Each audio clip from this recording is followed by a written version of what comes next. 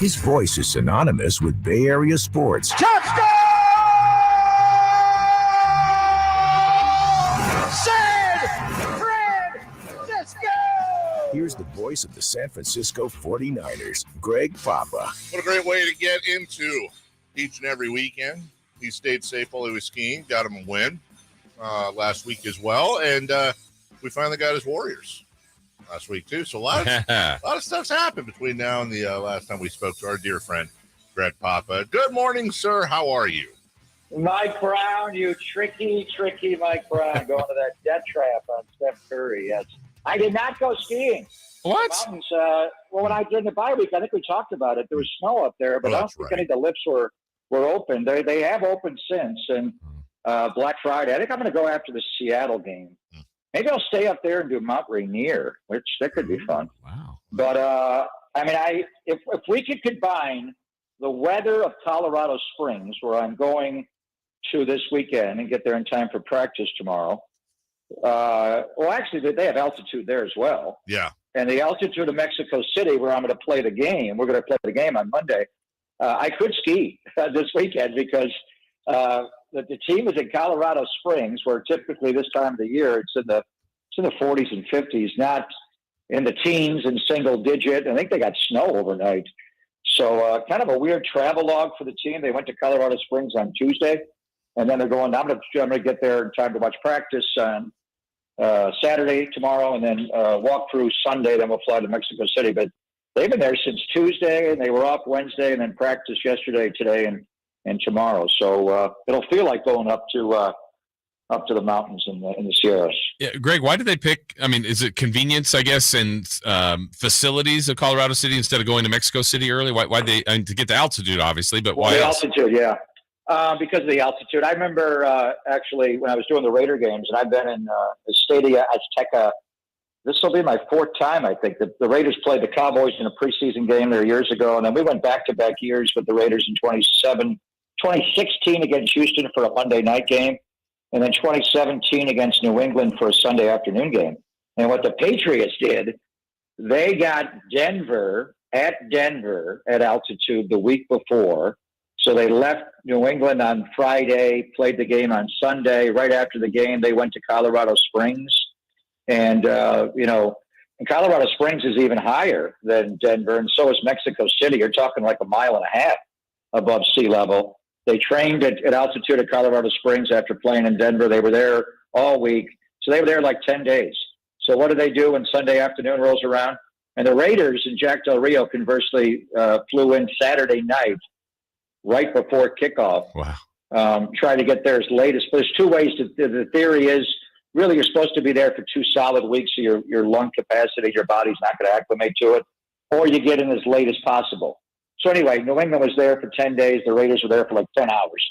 And what happens? New England jumped into a no huddle, and it was 21-0 before you could even blink.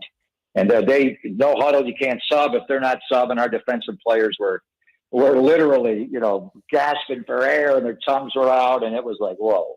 So when I saw the Mexico City game on the schedule, and this was supposed to be played in 2020, but the pandemic shut it down. The league has not gone to Mexico City since 2019.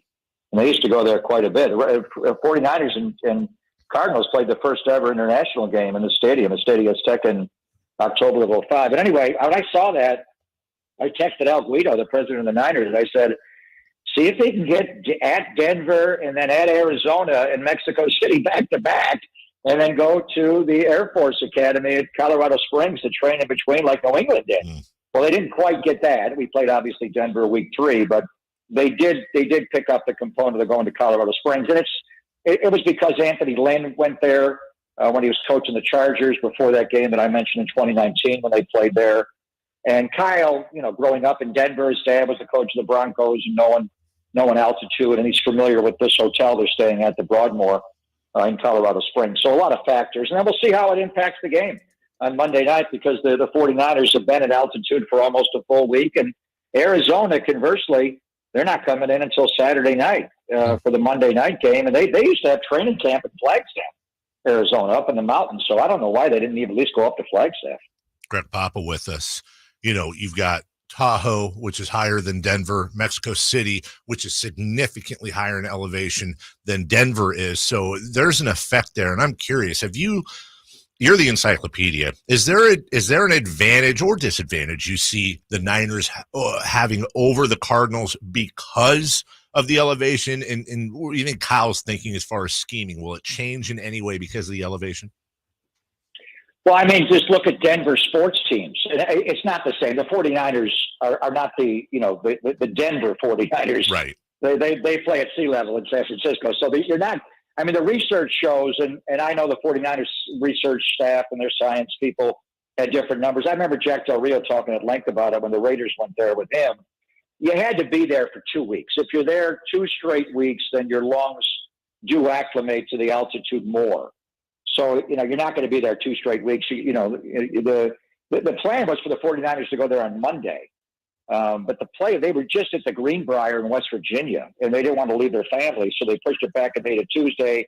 And the researchers with the Niners said it's not going to matter if it's 24 hours later. So, but if you do live there, look at the 1-loss records of the Denver Broncos home and away, the Colorado Rockies, the Denver Nuggets, the Colorado Avalanche. There is no doubt. I've watched it for years, mainly in basketball, where I think it's all different. I remember talking to Chris Mullen before a game in Denver, and I'm like, remember when Tom Brady took out the air pressure for the cold game in the playoffs? I'm like, do you take a little air out of the ball when you're playing in Denver? Because the ball will travel, 11% further a baseball does? That's why they went to the humidor at Coors Field. And the ball does fly more. So if you're a jump shooter, it's just going to be a little bit off shooting the basketball there. And, John Elway had a great arm. Well, was it aided by, the thin air of Denver and living there? Who knows? But there's no doubt the home teams have an advantage there. But this is nobody's a home team. So, the question would be, will the 49ers, and they were talking about it yesterday. Fred Warner, and he played at BYU, and he's played at elevation. That Mountain West Conference has some high elevations there. I think what Fred was saying was yesterday at practice, David, just their lungs burned. You could feel it early, especially early out. You've kind of played through it. And I remember even playing hockey up there or playing tennis. It's like you get winded like right away. And then as you go on, you kind of get through it. So what Fred was saying, that initial burn, they kind of felt that on practice field yesterday, today, tomorrow. And then when it happens in the game, their bodies probably won't acclimate enough to prevent it, but you'll know what it is. And it's not like, oh my God, what do I do? And it's going to burn. And if the other side of it, do the 49ers jump into a no huddle in this game like New England did against the Raiders? Arizona runs more no huddle, quick tempo with their style of play. Do they continue to do that? And then they got Kyler Murray, who's got a hamstring injury. He missed their last game. And, from a cardio standpoint, how much is he doing with a bad hammy? Can he go up there and run around like Kyler Murray in the altitude and not get tired? So these are all going to be things that I'm going to be looking for early in the game. I know you have to sub more frequently, like McCaffrey, Elijah Mitchell. You'll probably see the backs rotate a lot on the first series as they acclimate. But Christian played high school ball with his dad, Ed McCaffrey, in Denver, playing for the Broncos, so he knows the altitude. But still, he hasn't been living it in a while. So there's going to be a lot of factors. There's no doubt. The altitude is going to be a big part of this game on Monday night. Greg Papa with us as all guests come to you on the Folsom Lake Honda Hotline. Folsom Lake Honda, your one-stop Honda shop. Greg, one of my favorite things when it's the 49ers and the Cardinals, in the past at least, has been Budda Baker versus George Kittle. I know Baker's a little banged up, but how much of a matchup do you think we'll have, or how much do you think that'll impact the game? Well, have you guys been watching Hard Knocks in season? I'm not a big Hard Knocks guy. Most people get into it in August before football comes back, but they've been doing Hard Knocks in season with the Arizona Cardinals. And since we're playing them, I recorded the last 2 and watched them this morning. And Budda Baker's like my favorite player that's ever played.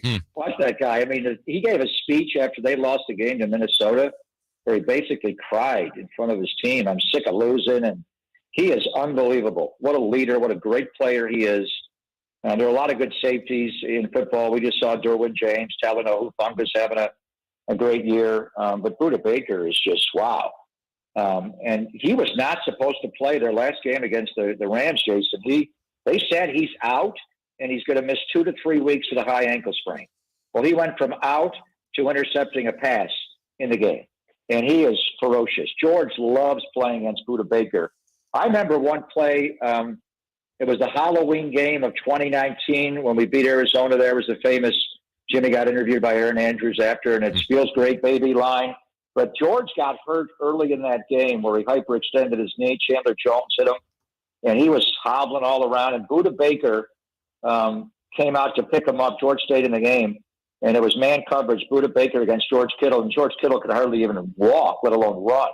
But George just stiff arms him right off the line, knocks him down, gets inside leverage on him. Budda Baker gets up and gets back into position, and George still is able to catch the ball for a touchdown. It was, I don't think George played the rest of the game, honestly. But that was like amazing play. So but it kind of changed their defense a little bit since they got Isaiah Simmons, a young linebacker from Clemson. He does kind of pick up slots and tight ends. I know the 49ers love that matchup. So we probably won't see Budda a lot because the way they're running their defense now with Vance Joseph, their defensive coordinator, is more in the middle of the field. But that's a great matchup. Budda Baker is one of the best players in pro football. There's no doubt. Also, one of the most fun names to say. Just rolls right. Budda. Don't you love that name? Budda Baker. Yeah. Have a safe trip to Colorado Springs. Please be careful if you ski. I hope so. Have a safer trip to Mexico City, and hopefully we are. You know what? Actually, sir, we are not going to talk to you for 2 weeks. Oh yeah. Right. Yes, please. Yeah. Please have a Black Friday. Yeah. Black Friday. Have a wonderful Thanksgiving. Thanks for all you do. Too. Love your family. We'll talk to you in a couple weeks, sir. So a lot of swing here. Yeah, The 49ers play this game, a big division game, and then come home for that 3-game homestand starting with New Orleans. So a lot of football between now and we talk. Have a great Thanksgiving, guys. Stay well. Thank you.